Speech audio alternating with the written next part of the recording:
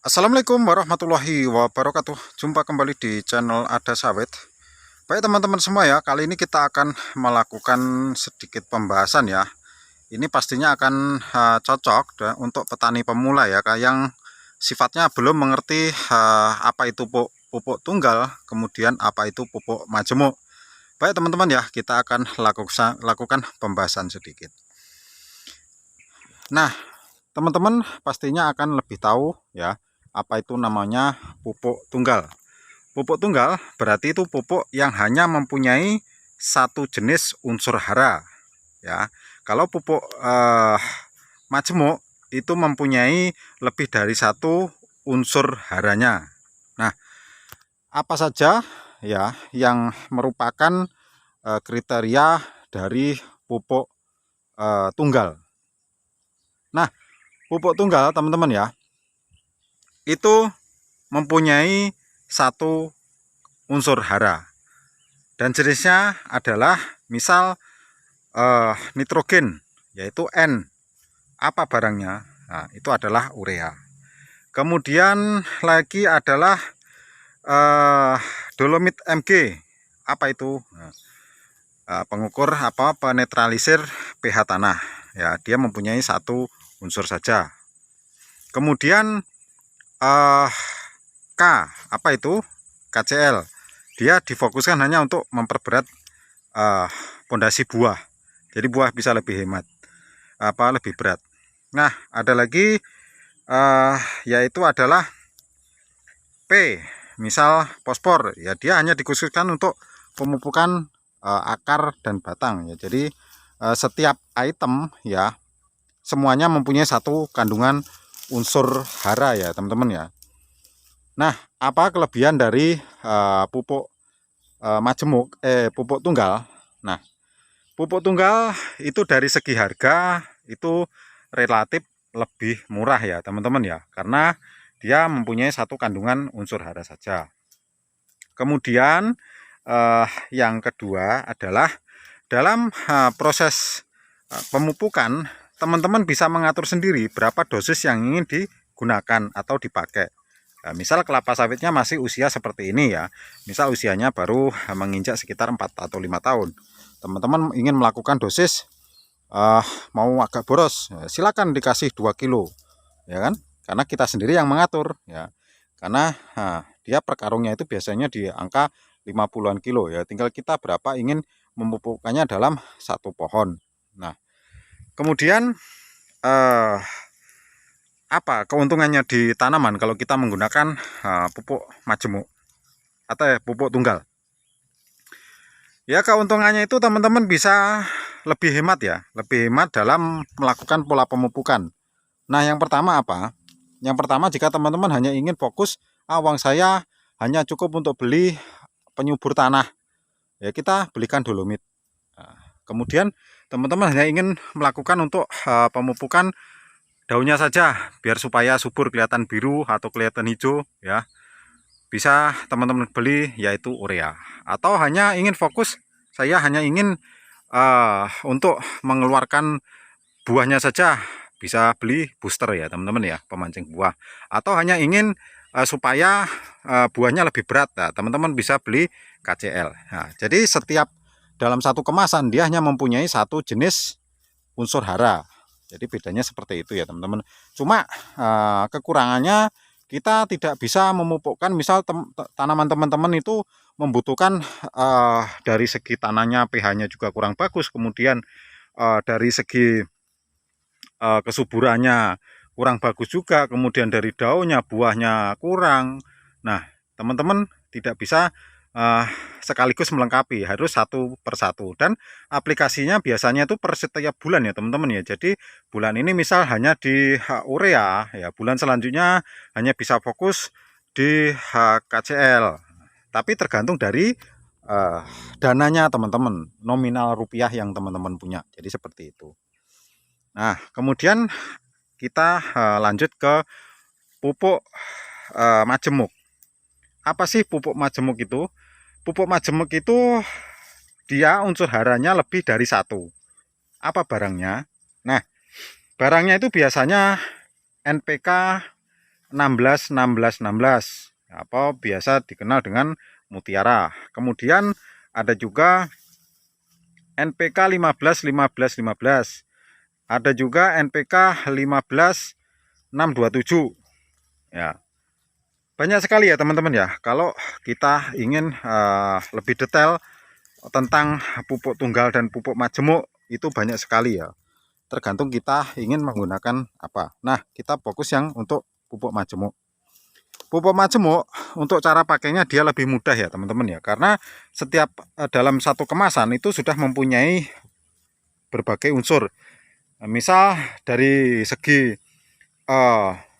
nitrogennya sudah ada unsurnya dalam satu kemasan. Kemudian dari segi fosfornya juga sudah ada, yaitu P-nya.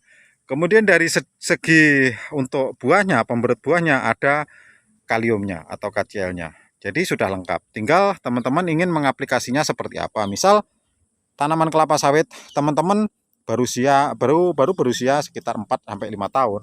Nah, itu kita bisa aplikasikan, misal kita pengen hanya 1 kilo dulu. Yang 1 kilonya bisa dipupukkan di bulan depan. Jadi teman-teman bisa lebih mudah ya dalam mengaplikasinya dibanding dengan pupuk yang apa tadi yang tunggal ya. Karena tunggal itu kita tiap unsur harus tidak bisa berbarengan ya, harus satu-satu ya teman-teman ya. Tapi kalau pupuk yang sudah mempunyai kandungan majemuk, dia kita bisa aplikasikan dalam satu waktu. Jadi bisa langsung kita pupukkan. Jadi seperti itu teman-teman. Nah, untuk kerugian apa dari pupuk yang berjenis majemuk? Otomatis dari segi harga pasti beda ya. Misal teman-teman beli NPK 16-16, harganya pasti lebih mahal. Kisaran kurang lebih di atas 700 sampai 800, mungkin ada yang lebih dari 1 juta. Jadi seperti itu teman-teman. Jadi tiap produk tidak sama, tergantung dari lokasi ya. Tapi ada standar harganya kisaran kalau NPK 16-16 mutiara sekitar 750 sampai 800 ribu. Jadi seperti itu. Nah, dari dua jenis pupuk ini ya teman-teman bisa memilih ya. Memilih tergantung dari dana teman-teman, berapa anggaran kita untuk melakukan pemupukan ya. Kemudian ingin kita lakukan berapa bulan sekali ya, misal di tiap 3 bulan sekali.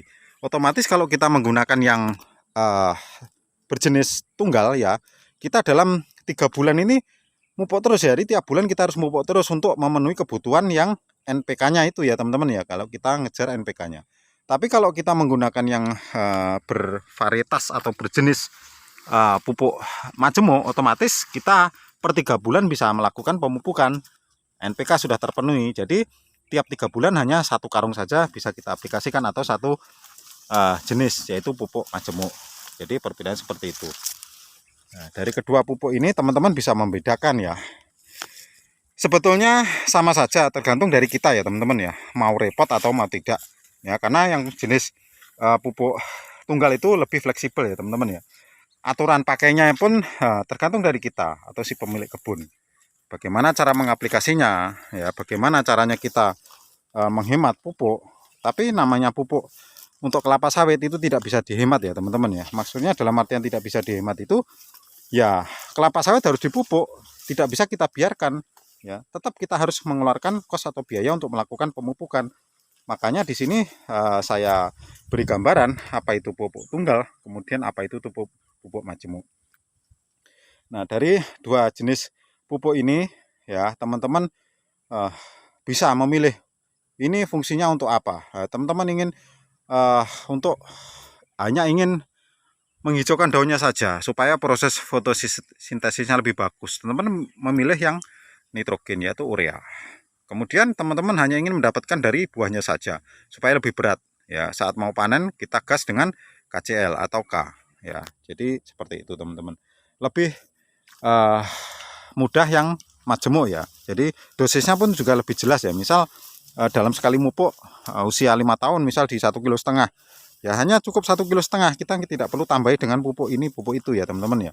Tapi kalau untuk terkhusus hanya untuk tanah ya, kita harus gunakan yaitu adalah dolomit magnesium, karena itu salah satu untuk menetralkan kembali ya Jadi dari keasaman tanah itu bisa terobati dengan menggunakan pupuk dolomit ya teman-teman ya. Jadi semua itu harus kita imbangi ya. Boleh kita menggunakan pupuk tunggal, boleh kita menggunakan pupuk majemuk, tapi tetap jangan lupa ya, kita harus kembalikan lagi kesehatan tanahnya dengan menggunakan baik itu kohe ataupun dolomit ya teman-teman ya. Ini salah satu resepnya.